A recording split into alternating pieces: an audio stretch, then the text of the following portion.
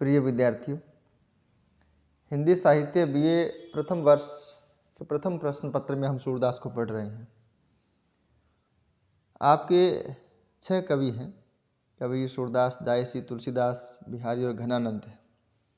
6 में से कबीर को हम पूरा पढ़ चुके हैं। उनके प्रश्नोत्तर पे भी चर्चा हो चुकी है। उनके लिए छोटे प्रश्न, उनके ऊपर भी एक वीडियो मैंने शेयर कर दिया था और व्याख्या भाग उनका पूरा हो चुका है। और अब हम सूरदास को पढ़ रहे हैं। सूरदास का एक पद मैं पढ़ा चुका हूँ। एक किताब भी मैंने शेयर की थी बीए फर्स्ट ईयर के लिए, फर्स्ट पेपर के लिए, मध्यकालीन कविता का पाठ। वह किताब आपको लानी है और उस किताब में सूरदास के जितने पद हैं वो सारे पद पाठ्यक्रम में नहीं हैं। अपने पाठ्यक्रम में पद संख्या 23 से पद संख्या 52 तक है, तो हम उन्हीं को पढ़ेंगे।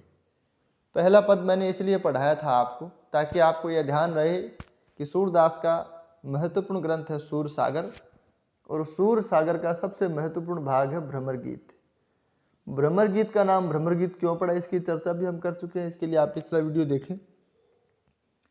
कुल मिला के उद्धव है वो गोकुल आते हैं मथुरा से गोपियों की विरह वेदना को शांत करने के लिए। गोपियां श्री कृष्ण से प्रेम करती हैं और वो बड़ी दुखी हैं।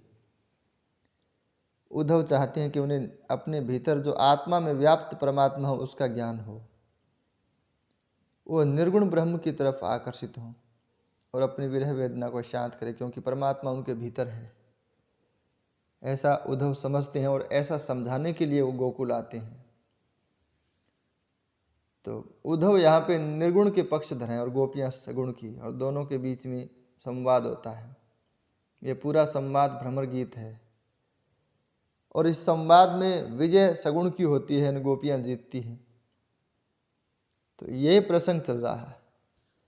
इसी प्रसंग को लेकर अगला पद है, तो मैं 23वें पद से शुरू कर रहा हूँ। आयो घोष बड़ो व्यापारी,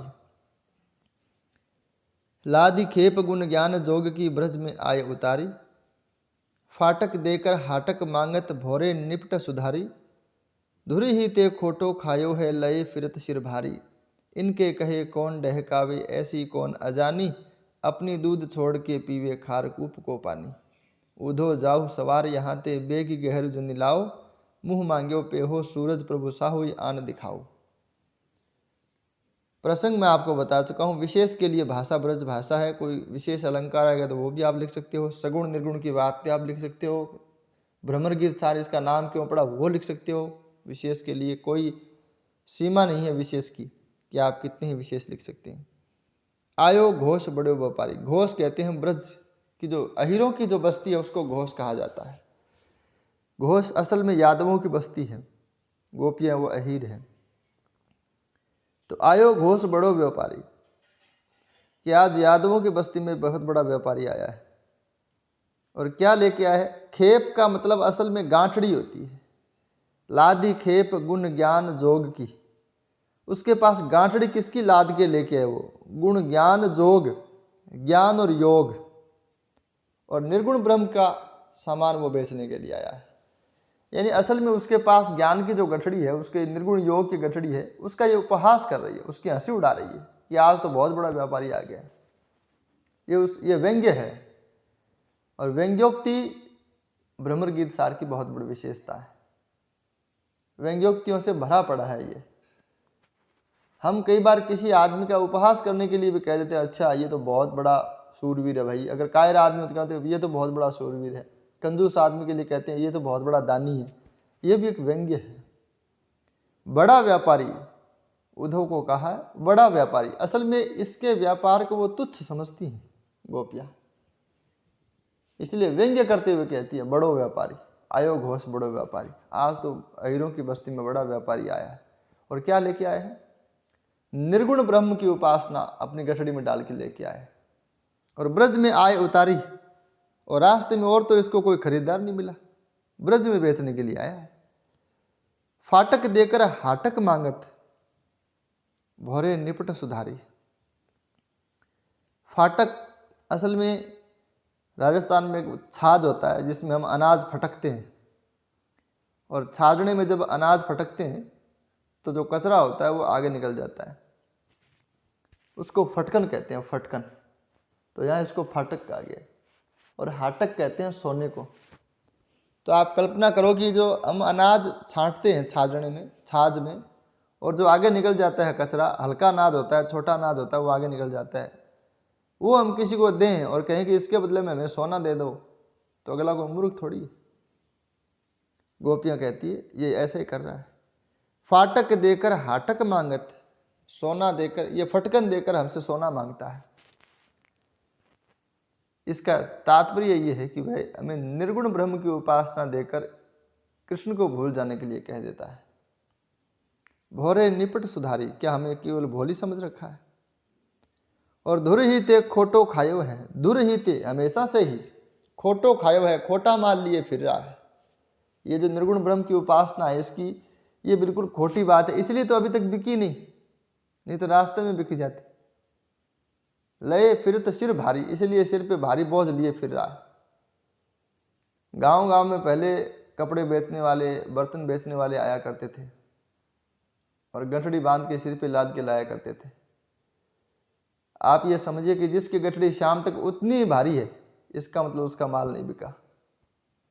गोपियाँ यही बात कहती, धुर ही ते खोटो खाया, ये हमेशा से खोटा माल बेच रहा है, और खोटा माल बेचेगा ना, वो सुबह से लेकर शाम तक अपनी गठड़ी लादे फिरेगा, लेकिन कोई लेगा नहीं। ले फिरत सिर भारी, अपने सिर पे वही भारी बोझ लिए फिर रहा है। इनके कहे कौन बहकावे, ऐसो कौन अजानी, इसके कहने से कौन बहकावे में आए, ऐसा कौन अज्ञानी है जो इसके कहने से बहकावे में आ जाएगा और श्री कृष्ण की प्रेम करना छोड़ देगा। ऐसा कौन है जो इनके कहने से बहकावे में आकर कृष्ण की उपासना, कृष्ण का प्रेम छोड़ देगा और निर्गुण ब्रह्म को अपना लेगा। अपनो दूध छोड़ के पीवे खार कूप को पानी, अपनो दूध, अपना दूध छोड़कर को कौन पीवे पी ले खार कूप का पानी, खारे कुएं का पानी कौन पिएगा। अपने घर के दूध को छोड़कर खारे कुएं का पानी कौन पीएगा। इसमें सब में दृष्टांत है, वो उदाहरण के माध्यम से अपनी बात को पुष्ट करना चाहती है। ये हमारी बात करने की एक आदत होती है, जब हम कोई बात कहते हैं तो हम अपनी बात कहने के साथ साथ एक उदाहरण भी दे देते हैं ताकि हमारी बात और मजबूत हो जाए। ये उदाहरण दिया जा रहा है, अपना दूध छोड़ कौन पीवे। अब इसका मतलब ये नहीं कि दूध की खारे कुएं के पानी की बात हो रही है, ये सब प्रतीकात्मक अर्थ है। अपना दूध छोड़ने का मतलब है कि भगवान श्री कृष्ण से प्रेम छोड़कर खारे कुएं का पानी पीने का मतलब है निर्गुण ब्रह्म की उपासना करना। कौन करेगा, हम तो नहीं करेंगे। हे उधो अगर कुछ भला चाहते हो तो उधो जाओ सवार यहाँ ते, हे उधो जल्दी से यहाँ से जाओ। बेगी, बेगी मतलब जल्दी।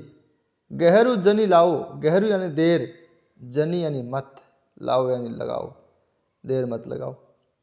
मुंह मांगो पे हो, मुंह मांगा पाओगे। सूरज प्रभु, सूरदास कहते हैं, सूरज का मतलब सूरदास है। प्रभु साहू ये आन दिखाओ, साहू यानी साहूकार, मतलब वो ये कहना चाहती है कि तू तो मुनीम है, तेरा बढ़िया कौन है उसको लेके आ, तेरे को मुंह मांगा इनाम देंगे।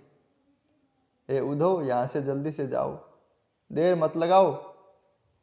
सूरदास कहते हैं, गोपियाँ कहती हैं कि उधो जल्दी से यहाँ से जाओ, देर मत लगाओ, और तुम अपने साहूकार को यहाँ लेके आओ, उसका मुंह एक बार दिखा दो, तुम्हें मुंह मांगा इनाम देंगी। साहूकार कौन है इसका? श्री कृष्ण, क्योंकि इसी ने तो उसको भेजा, श्री कृष्ण ने तो भेजा इनको। उधो जाहु सवार यहाँ ते, बेगी जल्दी से यहाँ से सवारी लेकर जाओ। गहरू जन्नी लाओ, देर मत लगाओ। मुंह मांगो पे हो सूरज प्रभु, अपना मुंह मांगा इनाम पाओगे। साहू आन दिखाओ, अपना जो साहूकार है उसको आके हमें बताओ। तो इसमें यहाँ पे जगह जगह उदाहरण अलंकार है, दृष्टांत अलंकार है। फाटक का मतलब सोना, और हाटक का, फाटक का मतलब फटकन, हाटक का मतलब सोना। इनका आपको प्रतीकात्मक अर्थ है वो भी बताने हैं। छोटे छोटे वीडियो बनाएंगे ताकि देखने में दिक्कत नहीं हो। तो इस एक पद में, इस वीडियो में एक ही पद पढ़ेंगे।